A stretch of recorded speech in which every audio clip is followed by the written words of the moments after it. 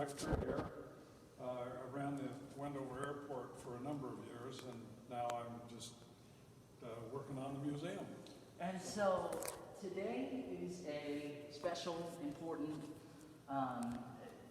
any number of incredible words that you could use to describe what happened 75 years ago. Tell me what it means to walk through, to see the models, the pictures, the replicas of the bomb on a day like today.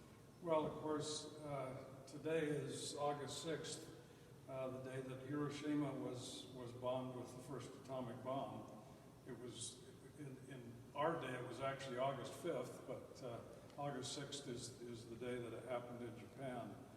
Of course, the war had been dragging on for a lot of years, and the hope certainly was that this bomb, which had a horrific power, would somehow shock the Japanese into surrendering. Wendover, which was virtually unknown until after the war, had a major role in that atomic bomb.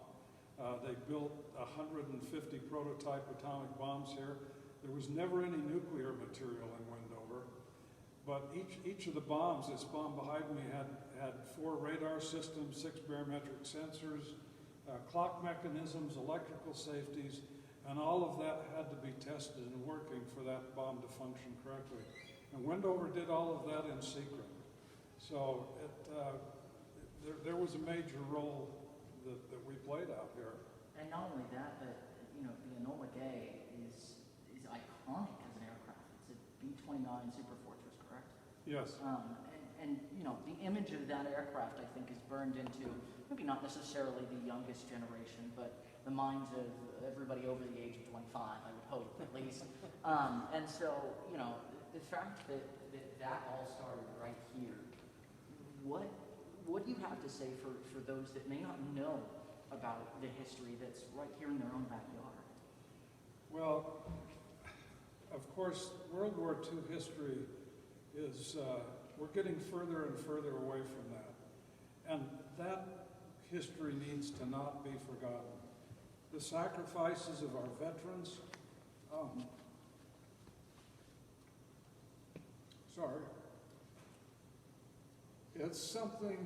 it's something that as the generations get further from that time, that needs to not get lost in our memories.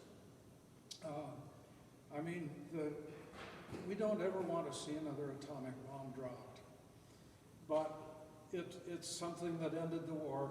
It's something that's a part of history. It's something that took place here in Wendover, and very few Utahns know that.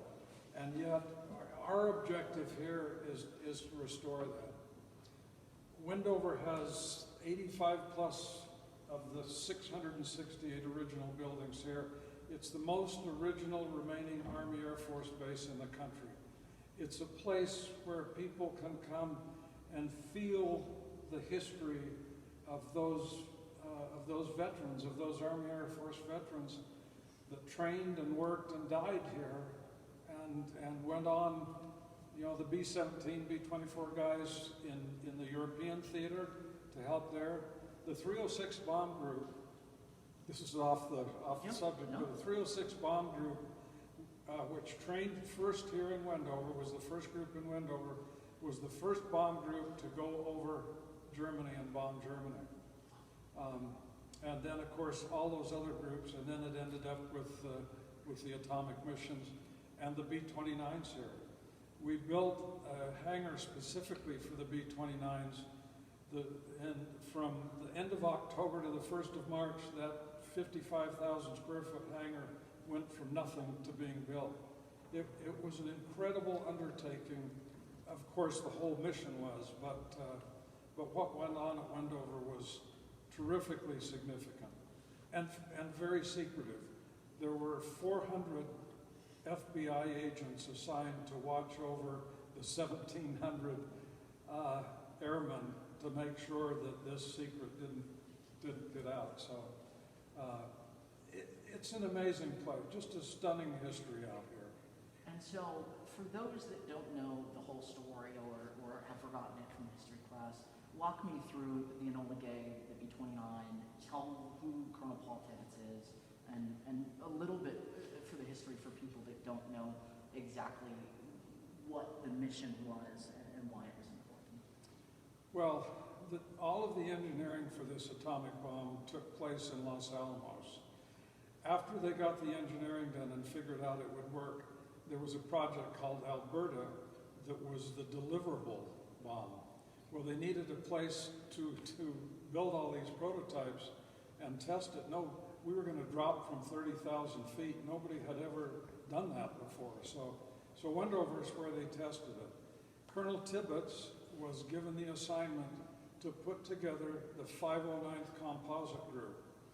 And that was a group, they called it a composite group, because it had its own engineering, and it had its own logistics, it had its own MPs, its own bomb squadron, so that they didn't need to rely on anybody outside to get in and understand secretively what was going on. So that group was just self-contained.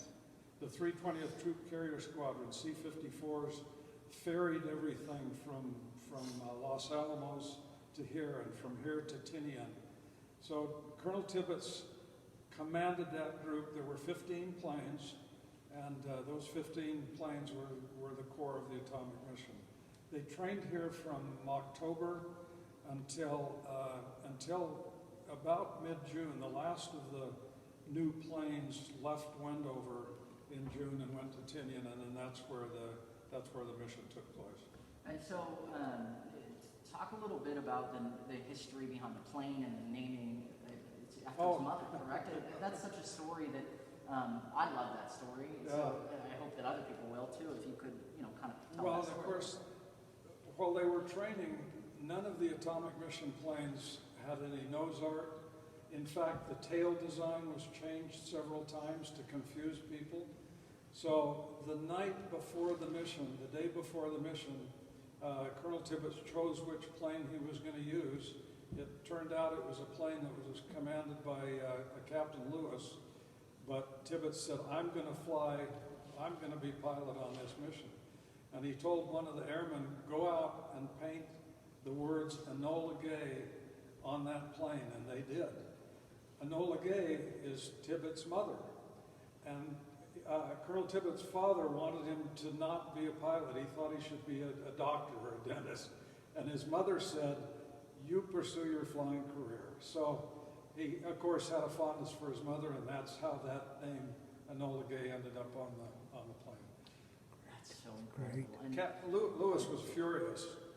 That's the other part of the story, because he got basically kicked off the mission. No, he ended up flying as co-pilot. Oh, gotcha. But the story is Tibbets said, the name's staying on there. If you want to fly the mission with me, you'll just shut up.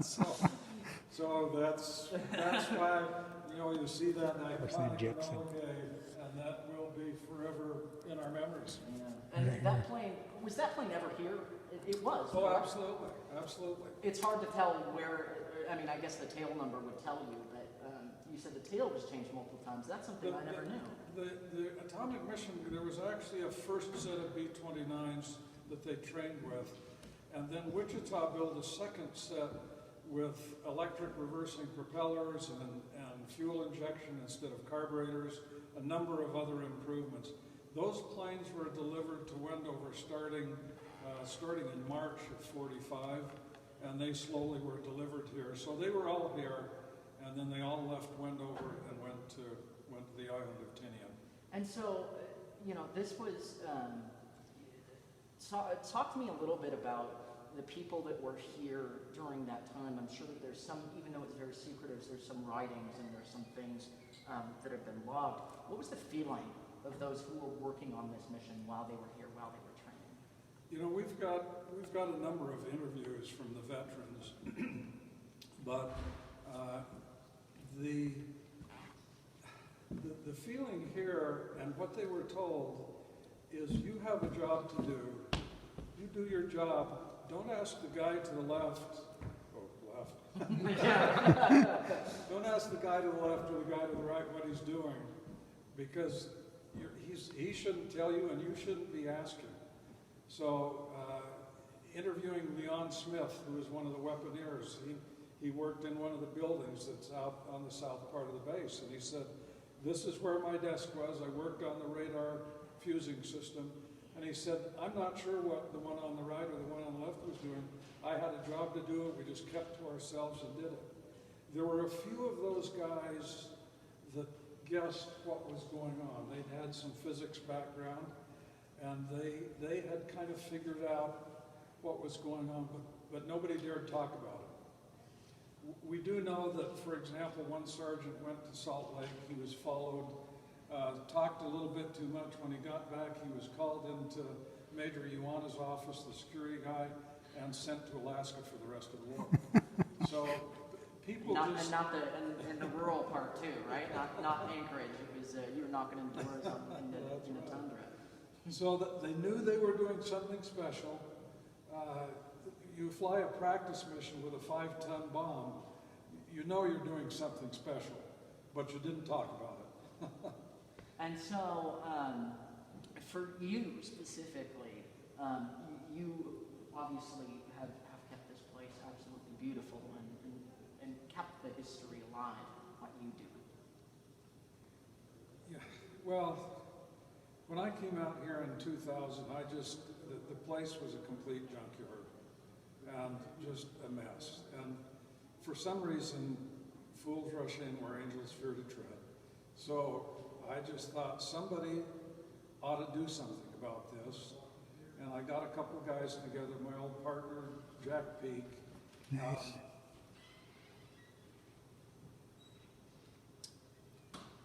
Who's passed away? A great guy. Anyway, Jack and I said, let's do it. So we formed a nonprofit foundation. We started spreading the word. We started looking for money, which was incredibly difficult, which is still incredibly difficult. Maybe we'll get a picture of the hangar. We've saved the hangar from falling over